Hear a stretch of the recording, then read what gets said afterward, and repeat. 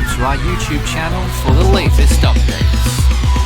Hanna is the first Atlantic hurricane of the 2020 Atlantic hurricane season and is about to make landfall along the coast of southern Texas, currently at 27.1 north, 96.3 degrees west. The storm is probably going to slow down and landfall won't be immediate, but as of 11 a.m. Central Time, these were the qualities of the storm right now: 80 miles per hour winds, a pressure of 978 millibars, moving due west at 7 miles per hour.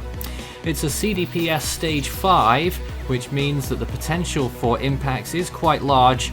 Wind speed there quite significant, but the rainfall potential is probably the biggest threat from this storm, particularly in southern Texas. Stage 5 ranks as devastating on the CDPS scale.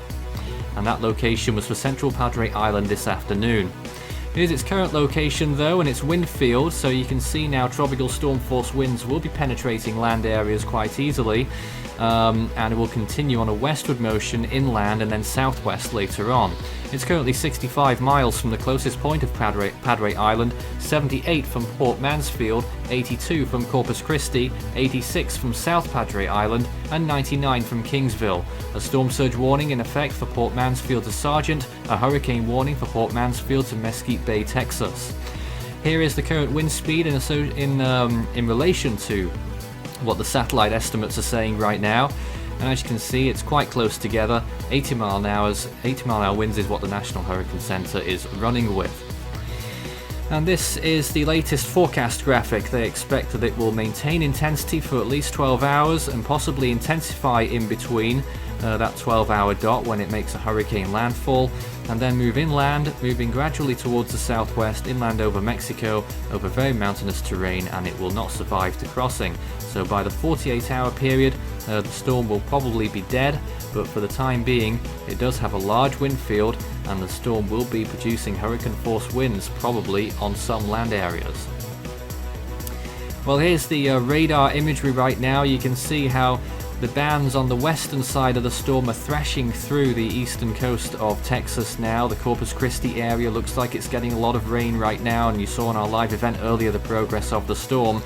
As you can see, the eye looks very good indeed on the radar imagery, really wrapping around quickly, and it's yet to appear really on the satellite imagery, but from radar at least, it's looking very potent indeed, and what looks to be an intensifying storm could have a chance of a Category 2 landfall. Sea surface temperatures around the system at the moment: 85 degrees out to sea, down to 82 nearer land. Generally, temperatures need to be 79 or above for sustained tropical cyclone development. And here is one of the model runs. The landfall there very soon indeed, and then moving inland it completely capitulates, obviously due to the mountains, and then it goes away. So that's what one of the models is saying. Some models calling for a potential Category 3 landfall. That would be a worst case scenario. It's much more likely that this will make landfall as a high-end Category 1 or minimum Category 2. And here's another look at what the models are saying. The HMON and HWRF, they agree with the Category 2 status. The other models lagging behind a little bit. Indeed, it may not get there. Wind shear is actually starting to rise a little bit there. You can see it's near 20 knots, so that could be a factor later on. Sea surface temperatures are good up until right until it makes landfall. Relative humidity is decent, and the track forecast there is pretty close-knit. It's pretty assured that it's going to make landfall in southern Texas, south of Corpus Christi. Here's the latest satellite imagery. You can start to see the eye appearing on the visible there, not quite as clear cut as the radar shows, but it's definitely there. As explained in the live event earlier, the higher cloud tops show are covering really the center of the storm, the very well established center, so it doesn't quite look as good on the satellite imagery, but those really booming cloud tops are probably going to add to that rainfall estimate that the storm will be producing over southern Texas later today. This was a Force 13 storm update. We'll have more later on.